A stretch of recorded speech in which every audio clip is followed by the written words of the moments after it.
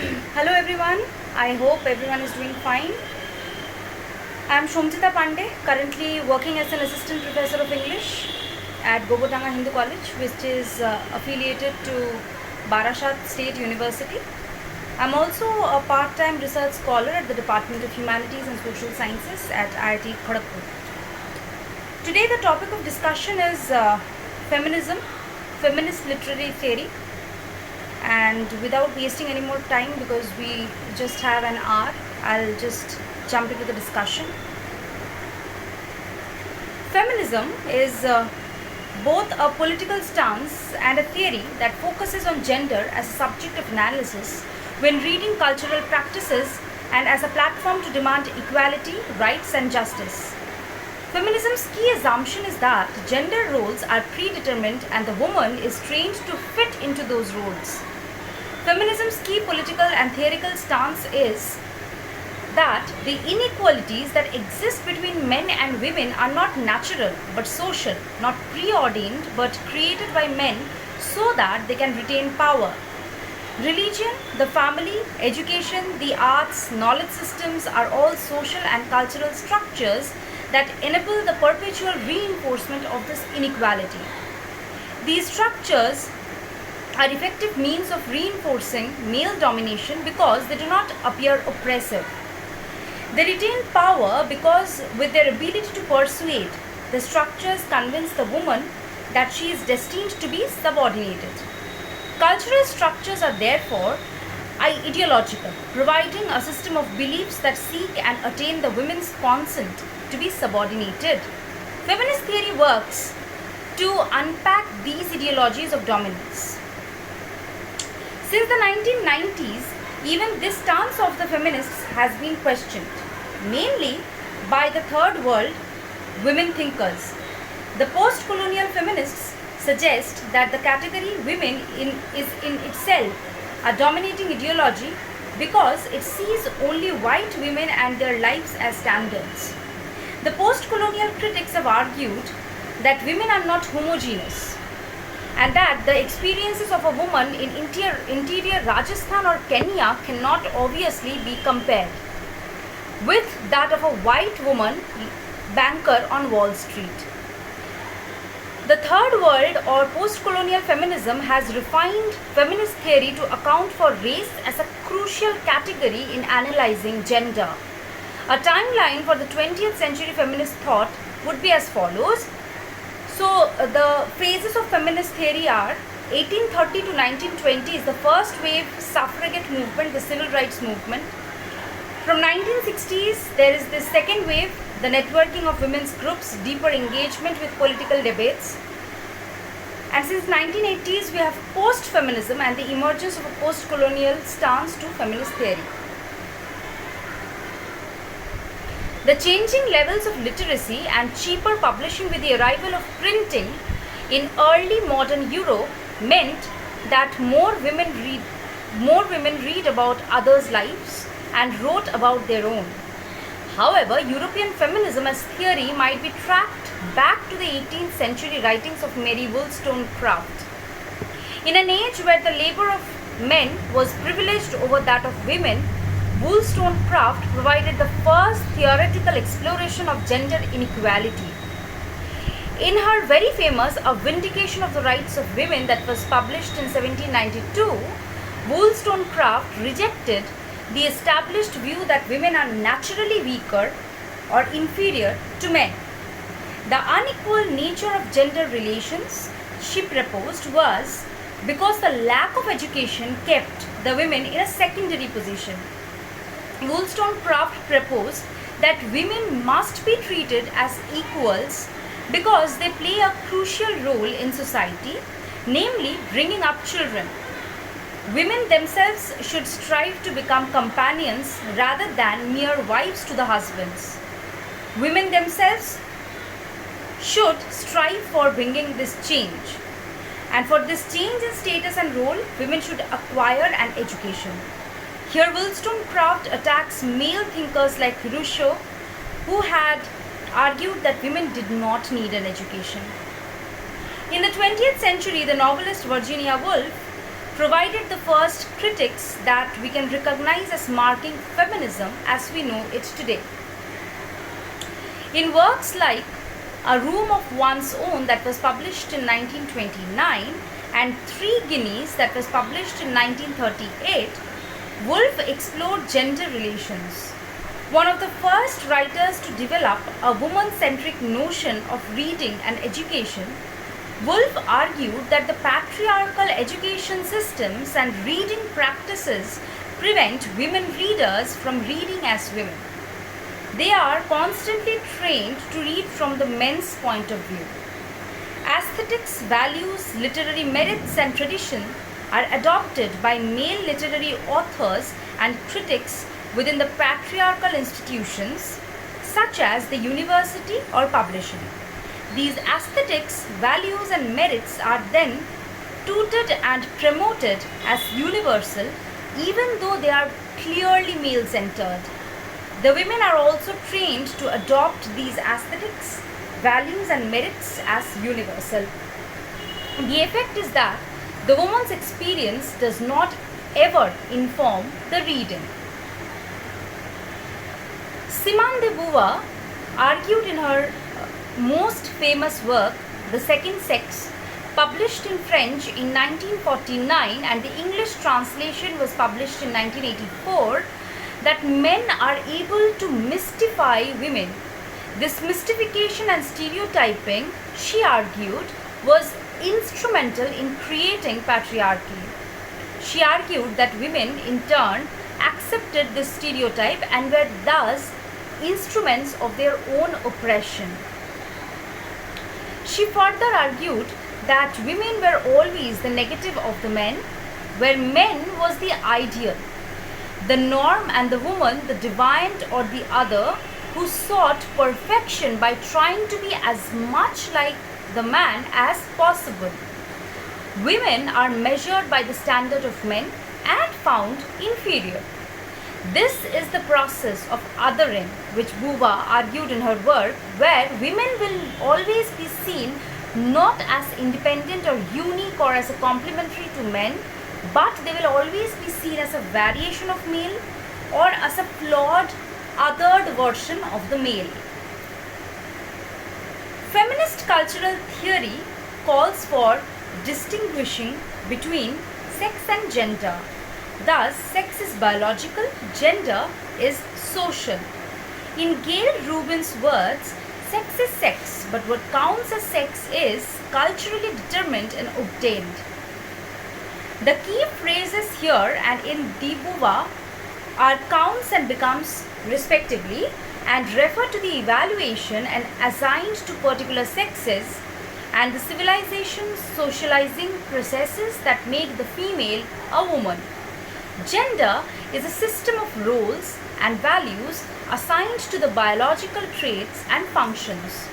In other words, gender, and this is very important and you should always remember this while reading this theory, that gender is a social construction, it is a social construct, a process whereby meanings are allotted to the acts like birth, sex, homosexuality and nurture, whereas sex is a biological construct. In the late 1980s and 1990s, feminist philosophers and theories began rethinking this view of gender. The third wave feminism of the 1990s argued that men and women are social categories that can only be defined in relation to each other. Influenced by deconstructive thought, the writings of Judith Butler embody a postmodern view of gender. Butler argued that far from being a set of fixed and stable values and roles assigned or imposed by society, gender was a performance or role enacted by individuals. This performance of gender is, of course, social in the sense it is enacted, validated, and accepted by the society. But what is important is that the role is also open to negotiation and alteration, to conflict and contest. By arguing that gender is a performance, the theorists were able to suggest that gender is not a fixed category. Its meaning depends on the location, time, cultural framework within which it is performed. In other words, gender is a continuous performance whose meaning can never be fixed for all time or is universal. The performance is the repeated citation iteration of the role in particular contexts. With each citation, the signifier acquires a meaning depending on the context in which the citation occurs. Thus, gender and its meaning is constructed through repeated performances. And as Judith Butler said, identity is performatively constituted by the very expressions that are said to be the results. One of the problems with postmodern views such as Butler's is that they emphasize discourses rather than the material conditions, the representational over the lived. Since the 1990s, material feminist critics have turned away from the postmodern, flexible, shifting, discursive view of gender by focusing on the social conditions, the economy, and the politics. Materialist feminism adds one more category in the study of gender oppression and inequality, that of class. The addition of class as an analytical category helps feminists to see how the material conditions of work and wage alter gender power and relations. The Marxist socialist influence in the feminist theorizing here and materialist feminism is often known, therefore, as socialist feminism. In their introduction to Women, Class and the Feminist Imagination in 1990 that was published, the representative anthology of materialist feminism, the editors Karen Hansen and Eileen Philipson argued that women's oppression can be attributed to both patriarchy and capitalism. It implies that gender inequalities are also determined by the class affiliations in a male-dominated social structure. Materialist feminism adds class as an analytical category to its study of gender, arguing that women's oppression stems from a combination of patriarchy based on unequal gender relations and capitalism based on unequal class and economic power. Literary texts argue Feminists argue that constitute an important mechanism by which the unequal power relations in society are naturalized. There is a need for a canon of women's writing for precisely this reason. A woman's text will suggest an alternative picture of the conditions, desires, psychology of the women. The woman's experience is not articulated by women authors. If it is, these texts are often dismissed as possessing little or no literary value. The feminist project has been to reclaim a woman's tradition of writing where alternative worldviews and values are depicted. Different aesthetics are deployed where the woman's experience is not reduced to the way men think it should be, and in some cases offering new possibilities for society itself. For example, Dale Spender's Mothers of the Novel, 100 Good Writers Before Jane Austen, 1986, sketched out such an alternative canon.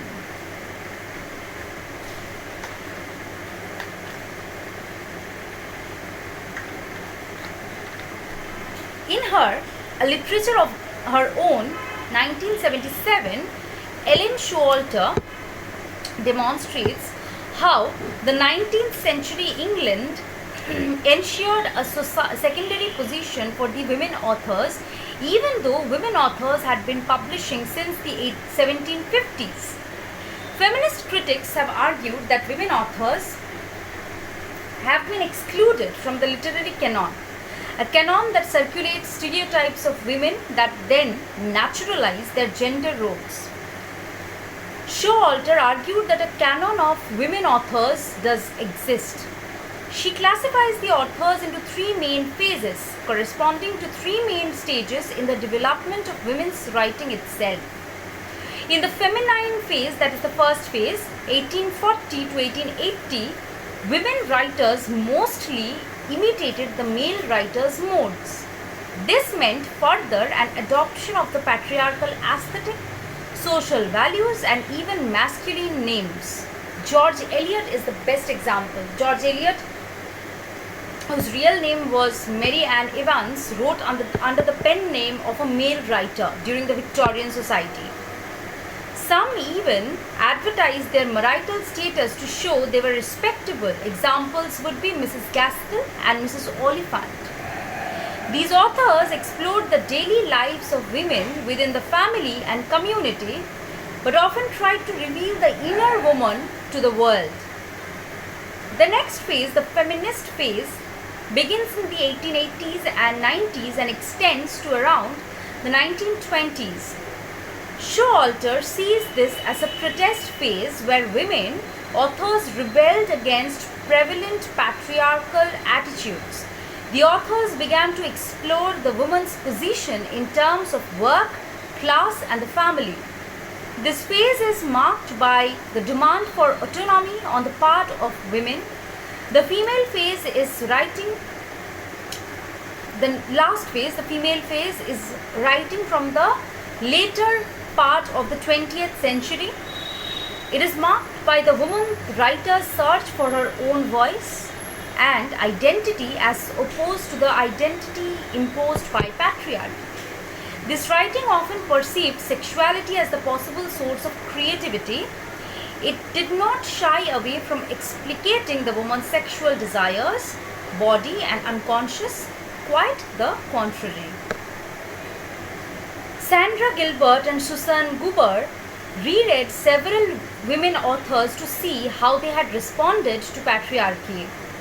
In their now cult work, The Mad Woman in the Attic, that was published in 1979 and a very important feminist text, Gilbert and Goober argued that all women's texts are palimpsests.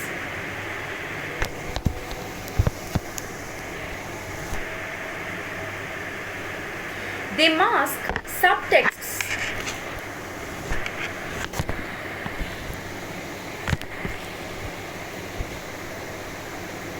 They mask subtexts of desire, politics, and meanings. While their surface meanings might be those that were acceptable during their time, the palimpsest reveals something else altogether. An example of such a palimpsest would be Gilbert and Goober's reading of the mad woman theme. Women authors, they argued, had to negotiate with the male fantasies of the female, which were either of two stereotypes, the submissive female as angel or the dangerous female as monsters. These fantasies served as literary models for women authors. Gilbert and Goober argued that the mad woman image in most fiction by the woman author represented her, the author's double, the schizophrenia of authorship, and the anxiety or rage of creation. Beneath the surface of the conformist woman's text, Gilbert and Goober detect a more authentic woman's story. Gilbert and Goober were proposing that women's writing was subversive even when it appeared to be conformist. But in order to discover this strand within literary writing, we need a new critical approach itself. Gynocriticism was a term coined by Ellen Showalter in 1979 to describe critical responses that accounted for the woman author as a producer of texts and meanings. Gynocriticism has sought to uncover particular modes of women's writing by positing the woman's experience as being at the center of both writing and criticism. Later day gynocritics were unhappy with the approach outlined by Showalter, Gilbert Goober, and the early feminist critics. Influenced by deconstruction, critics like Mary Jacobus, Bonnie Zimmerman, and Chandra Talpade Mohanty began to critique the early feminists, saying that they indulged in supplanting one tradition with another. Such a critical approach argued the post-1980s feminists homogenized all women into one category as though their experiences were the same and interchangeable. Such a homogenization denied a diversity of women's experiences and therefore of women's writing. Something women critics had accused the men critics of doing.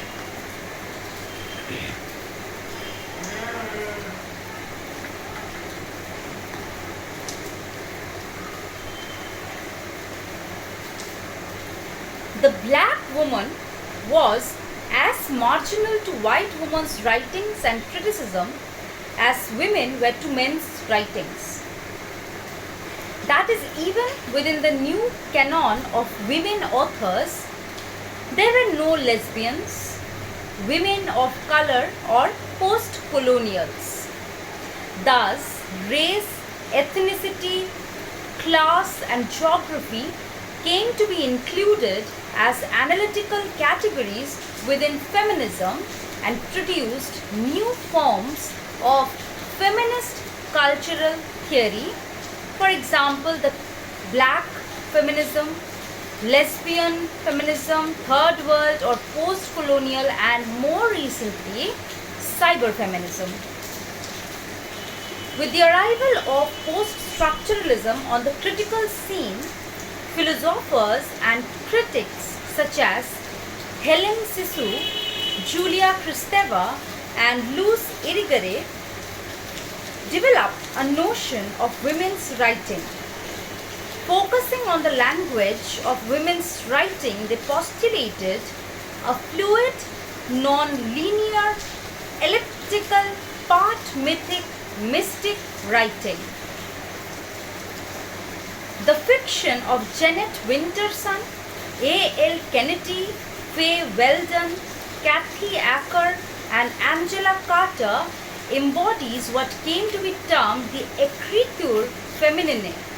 The écriture féminine works predominantly to upset the notions of language, form, narrative, order, organization. The new language of women's writing is fluid, non-linear, elliptical, part analytical, mythic, and patrialistic, and slippery. It is part autobiographical and part fictional. It thrives on sexualized imagery and seeks to capture the fluidity of women's bodies. It identifies mother figures and refuses to privilege the male figures. Écriture féminine is exemplified by Sissou's critical work and Irigaray's philosophical writings. Now, traditionally, criticism has sought to be pedantic, logical, and objective. The work of these feminists, in sharp contrast, uses poetry, slippery metaphors, circumlocution, and extensive body images in order to develop a whole new critical language. A celebratory and ecstatic tone is visible in this writing. The style shifts between the poetic and theoretical. Sissou, in particular, ensures that her academic discourse merges with poetry and autobiography.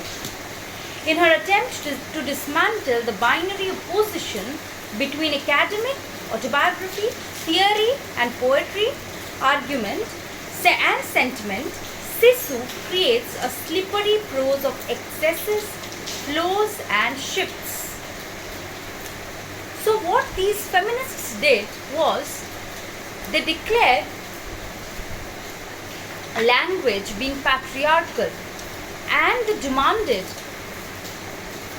for a language which is entirely created by women and used, should be or will be used by women writers to express their opinions, their feelings, their sentiments, everything.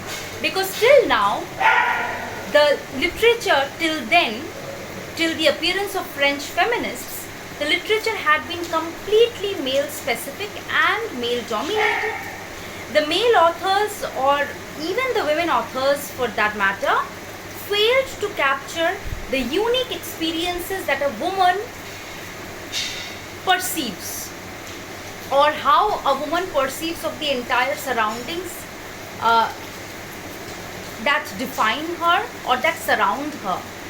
And that is why they decided, that the French feminists, they said that there should be a new language made only for women. Feminists have consistently argued that the male becomes the standard model for all things human. The woman is never seen as anything other than an object, a secondary figure of the primacy of the male. The feminist debates about subjectivity have revolved around issues like: does subjectivity occur in the body, the psyche, or the socially conditioned or determined experience? Is subjectivity individual or social? The most common and sustained notion of the subject has come from within the liberal humanist tradition. The subject here is seen as the rational, coherent individual who can act according to her own free will. In other words, liberal humanists privilege the individual over the social or collective. The individual is the seat of free will and has the power to alter the course of her life. A power that in critical theory is commonly termed agency. Latter-day feminists have had serious problems with these notions of the subject. They argue that the individual is not simply about rationality alone, but includes things like emotions. Men have traditionally been projected as rational and women as irrational or emotional. From these, it follows that if subjectivity is seen to arise only from rationality, then it automatically excludes the woman as a subject with agency. Further, the individual in many societies is located within communities and groups who also contribute to her sense of self. Thus, subjectivity is not always located in the individual alone, but is socially validated, determined and constructed. Roles preordained for women, such as mother, wife or daughter, are subject positions into which the women need to fit themselves, which later Marxism would term in Althusser the process of interpellation. তোমরা Marxism theory তে এটা পড়বে. This means while the man might not be able to or might be able to choose his subject position, the women might not be able to choose the subject position, but the men do have the right to choose it. The woman's is predetermined, as I said. The woman cannot choose it. The subject position on the woman has already been interpellated, quote unquote, by the society itself or the male agency itself. Feminist theory, especially the socialist Marxist variety, therefore sees subjectivity as at least partly socio-cultural.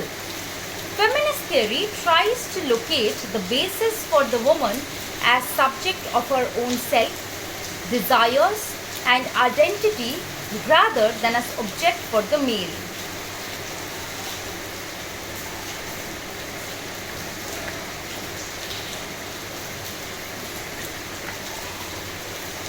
subjectivity has been variously located by feminists in the body, collectively and the social.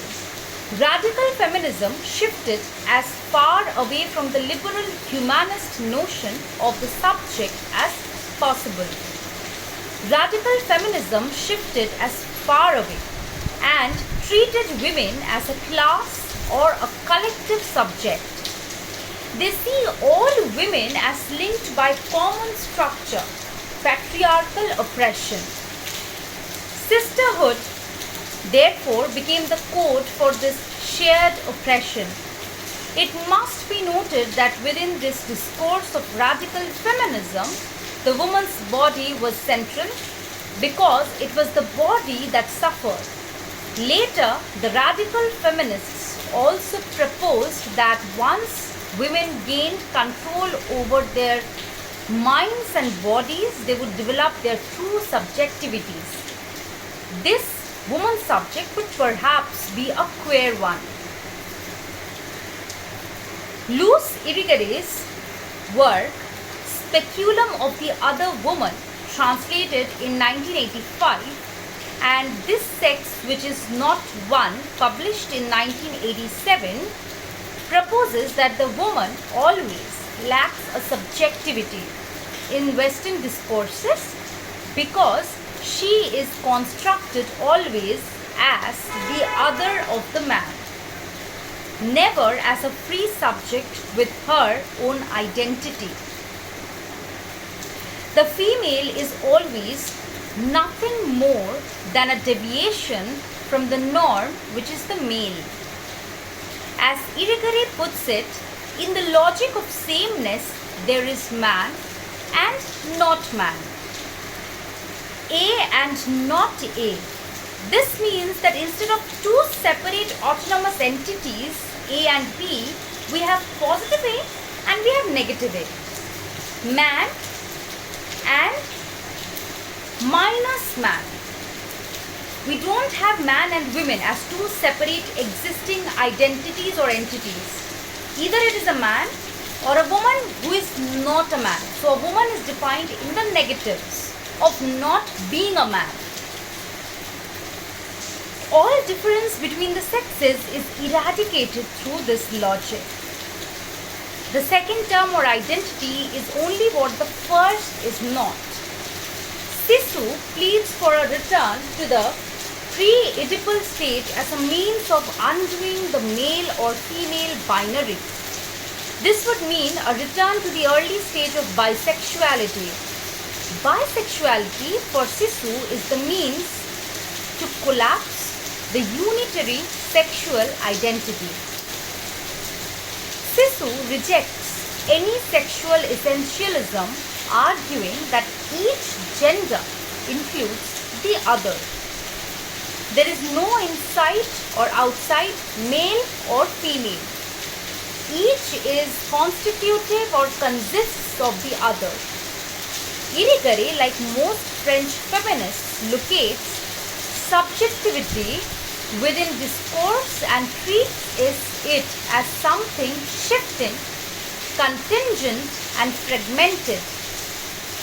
But other critics have been unhappy with the transient, contingent and slippery notion of the subject that post-structuralism proposes. The notion of a contingent and ever-postponed subject means that for colored, tribal, Dalit or disabled women, there will be never the chance to develop their own subject positions. This argument is an important one, for its political consequences are very significant. So that ends the discussion on the first world feminism and up to the second wave, which talked only about the experiences of the first world women and not the third world women. Later on, the feminist critics moved on to write that the women of color had not yet been included, and that there should be a different epistemology that will capture the experiences of women of the third world and or the women of color. Race had not been a critical category within feminist thought till about the 1980s. One of the major problems for third world thinkers in the humanities and social sciences was that feminism seemed addressed to and theorized by the first world, white women. There was an increasing dissatisfaction within the feminist movement itself, especially from black, aboriginal minority and other non-white women from Asia, South Africa, South America and those with multiple cultural roots. For example, the Asian American women. Women and feminists from these regions felt that woman as a category could not include the multiple and different experiences of Asian or African women.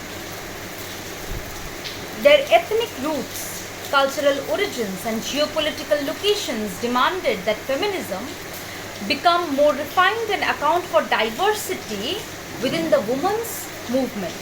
Because feminism is, or the experiences that the feminist literary theory tries to capture cannot be limited only to the purview of the experiences of the first world or the white women. But we as third world women or women of Africa, the ones who are women of color, they also experience or they also have their own bodily experiences, feminine experiences, and there should be a theory talking about that. And in fact, feminism should be all inclusive. It should not be limited to just the first world or the superpower countries, women of the superpower countries. This meant a paradigmatic shift within feminism itself, as race and ethnicity was added to gender for cultural theory. In the mid-1980s, Kumkum Bhavnani and Meg Coulson, 1986, argued forcefully that the political alliance of women must address the charge of racism and exclusion leveled against feminism if it were to be globally effective and participatory for all women. One such significant movement that emerged as a result was black feminism. Black feminism emerged because of a convincing argument. The black woman's oppression was the result of a double bind of being women and of being black. Black feminism was oppositional to both patriarchy as well as white feminism. Bell Hooks, one of the major black feminists, writes that black feminists found that sisterhood for most white women did not mean surrendering allegiance to race, class and sexual preference. We witnessed the appropriation of feminist ideology by elitist, racist white women.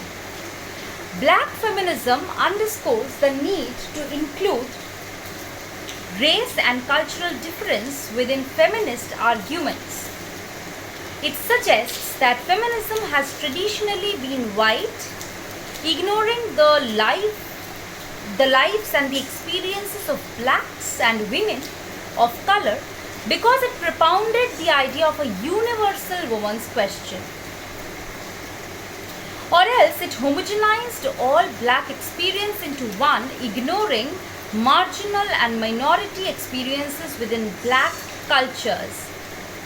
Black feminism seeks the empowerment and emancipation of women, not just in relation to whites, but also in relation to black men. Asians and Americans and Chicanos, for instance, were people of color as opposed to blacks. and their lived experiences within the context of Africa, South America, and Asia were markedly different from that of African Americans. Women from these contexts therefore felt the need for new alliances that would include the black woman's experience, but also that of Chicanos, Asian immigrants in first world nations, Asian and African women. The result was the formulation of what came to be known as Third World Feminism or post-colonial feminism. While post-colonial feminism draws on black feminism's insights, especially regarding the centrality of race and ethnicity, it extends the latter's concerns. Post-colonial feminism extends black feminism's concerns in order to address the experiences and oppression of Chicano, Asian American, and women of other cultural, national, and geopolitical locations. It considers difference to be of primary importance and rejects mainstream feminist homogenization of a universal woman's questions. It seeks emancipation and empowerment, keeping in mind the cultural differences between women.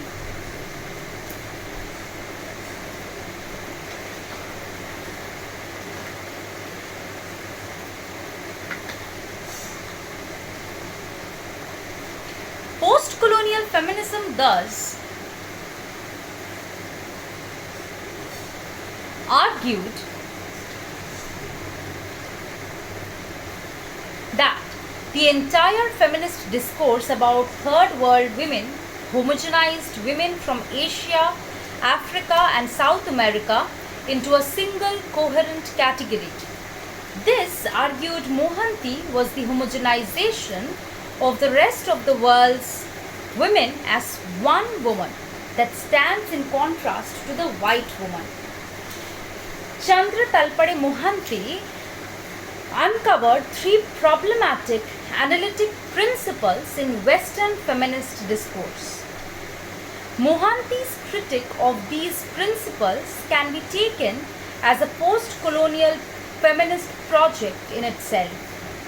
Mohanty's critique of these principles can be taken as: first, the category women implies an already constituted coherent group with identical interests and desires, regardless of class, ethnic, or racial location or contradictions, and a notion of gender or sexual difference or even patriarchy that can be applied universally and cross-culturally.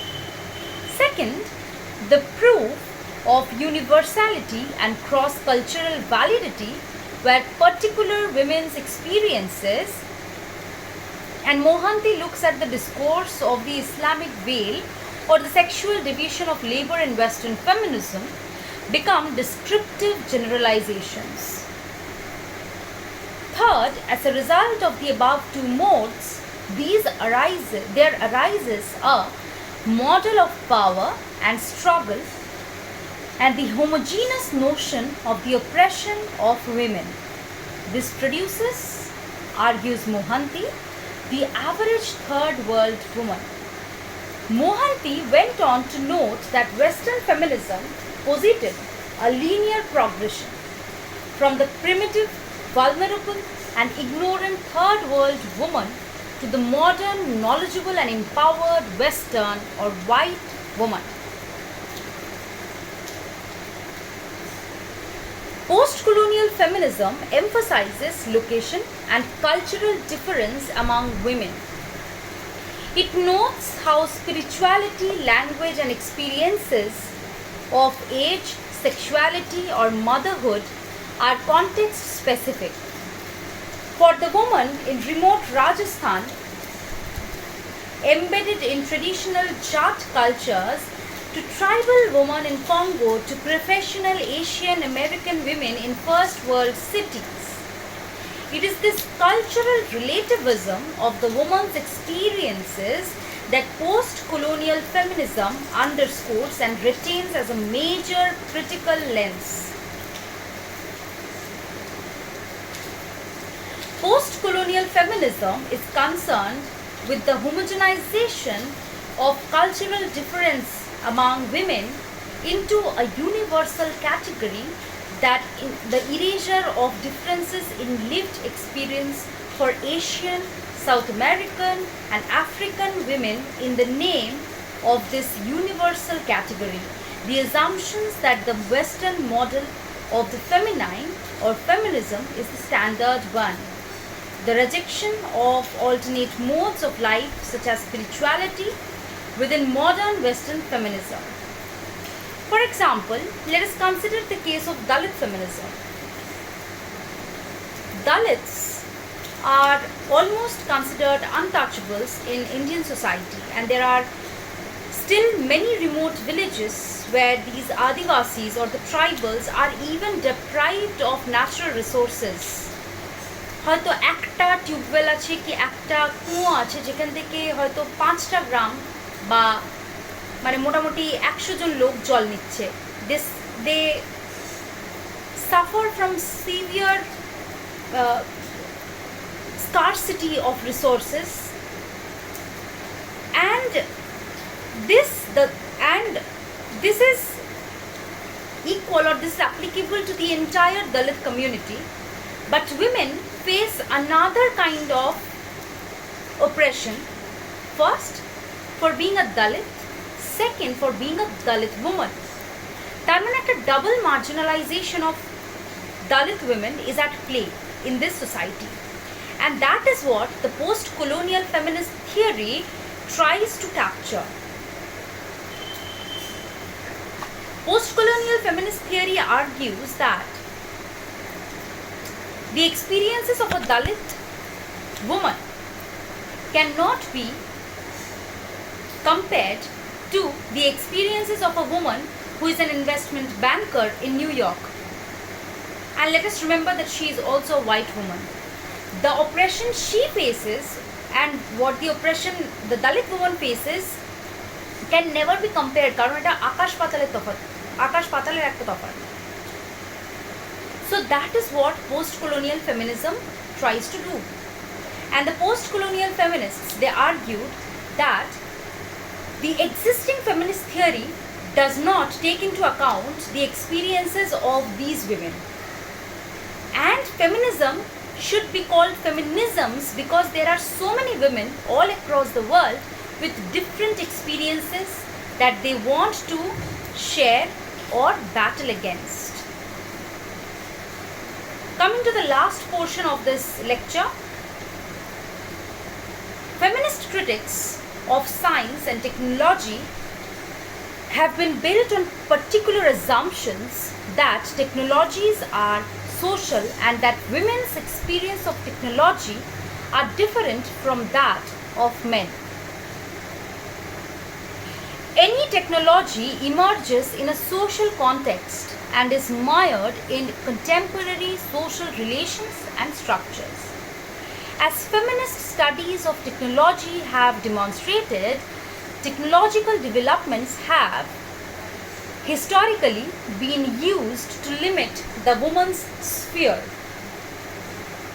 Feminist readings of science have addressed a variety of concerns: birth control, the environment in the age of high-tech, psychiatry, health, among others. Science argues one of its most influential feminist critics, Evelyn Fox Keller, is based on a division of emotional and intellectual labor in which objectivity, reason and mind are cast as male, and subjectivity, female and nature are cast as female, celebrating ultimately the dominion of mind over nature. This emphasis on the objectivity of science also meant that women's knowledges were discounted as knowledge. women were deemed to possess unusual knowledge were identified as witches and often burnt at the stake. Women's contributions to science and technology have remained hidden from history as a result. কারণ usually সায়েন্সকে বলা হচ্ছে যে পুরোপুরি এরা হচ্ছে science is completely deals with the pragmatic realm of the mind, and women have been often termed as being emotional, irrational, erratic creatures, and therefore they don't have the intellectual acumen that is needed for an exclusive scientific study. And that is why even when women try to go beyond this stereotypes or defy them, there have been cases where women have been burned to stake. They have been called witches, driven out of the villages or the cities, and have been made outcasts. But for a long time, women's contributions in the fields of science have remained hidden. Cyberfeminism is a form of feminism that not only interrogates the patriarchal nature of the new ICTs, but has also developed feminist appropriations of the same. The critic of cybercultures and contemporary technoscience may be traced to, if one is interested in origin stories, of course, the works of Donna Haraway. Donna Haraway proposed that the machine-human interface, or the cyborg, that is the cybernetic organism made popular by Arnold with Terminator, transcends the gender binary. Cyborgs are constructions that do not fit any category. Like women, cyborgs are biologically and symbolically produced and reproduced through social interaction. As Haraway puts it, I am making an argument for the cyborg as a fiction mapping our social and bodily reality, and as an imaginative resource suggesting some very fruitful couplings. It is, she continues, a creature in a post-gender world. It has no truck with bisexuality, pre-Oedipal symbiosis, unalienated labor, or other seductions to organic wholeness through a final appropriation of all the powers of the part into a higher unity. Since the woman has traditionally been reduced to the body or matter binary, and the man has been always defined by the mind, the new cyborg body is a fragmentation of the category of woman itself. The cyborg breaks down the barrier between self and other.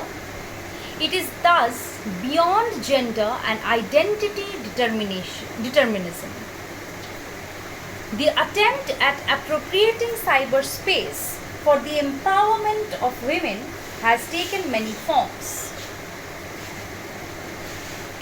The creation of online communities, counseling, that is the cyber solace, information networks for women entrepreneurs and artworks. A counter public space might be emerging in cyber cultures through its appropriation by women. Cyberfeminism is the theoretically informed appropriation of cyber cultures in the information age. It includes close analysis and attempts to access the material contexts of cyber cultures as well as cultural forms of this appropriation. Cyberfeminism is the feminist theory, is the feminist response to and negotiation with the contemporary culture's extensive informatization.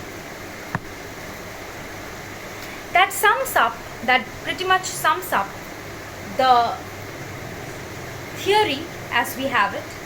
But then there are a few things that I would like to add, that keeping in mind the practical scenario in mind, women are still far behind. They always, almost every day, on a daily basis, have to fight for equality, which already has been conferred to each citizen of India, and we have been given the right to equality. But a woman always needs to think before exercising that equality on a daily basis. In a household where there is a boy and a girl, usually, I am not generalizing, but then I have seen many households where the boy has been prioritized over the girl. There are films that put in some Bollywood item numbers where the objectification of the body brings in box office numbers or the collections, or enhances or enriches that. There are serials where women are treated, or women are made to fit into the role of the Adarsh Bahu, quote unquote, the angel of the house, or maybe the villain of the household. Then there are in-laws who try to abuse women on a daily basis. There are domestic abuses, there are domestic rapes, there are incestual rapes, there are so many social evils that a woman has to fight on a daily basis. And feminism, although a theory, I personally think that it is very much needed in today's world. And if women asks for a little bit of reservation, there is no wrong in that, because men have had their years of patriarchy, and maybe they are still having it, and they will continue to have it. However, in conclusion, I would like to say that the significance and inevitability of feminist literary criticism as a mode of critical inquiry and interventionist strategy are now indisputably established in theoretical paradigms. Feminist literary criticism aims to plug the gaps and silences vis-a-vis the issues of female representation and agency in literature, while questioning the authenticity of traditional canon information. While Sauli Mitra's feminist rewriting of the Mahabharata questions the limited nature of the conventional reading of texts, as well as the inequalities inherent in patriarchy, Angela Carter's reconfiguration of traditional fairy tales challenges the assumptions of male textuality. The tradition that was inaugurated with Virginia Woolf's A Room of One's Own in 1929 has evolved to include such feminist literary critics and such studies as Patricia Mayer Spack's The Female Imagination, a Literary and Psychological Investigation of Women's Writings in 1972, Ellen Moyer's Literary Women, the Great Writers in 1976, Ellen Showalter's A Literature of Their Own, British Women Novelists from Bronte to Lessing in 1977, Sandra Gilbert and Susan Goubert's The Mad Woman in the Attic in 1979. Feminist literary criticism, apart from re-evaluating women's experience and representation in literature, both by male and female writers, reconsiders the implications of sexual difference and creativity. The insights of other theoretical frameworks such as Marxism, post-structuralism, psychoanalysis, and post-colonialism have considerably shaped feminist literary criticism by providing pluralist points of references.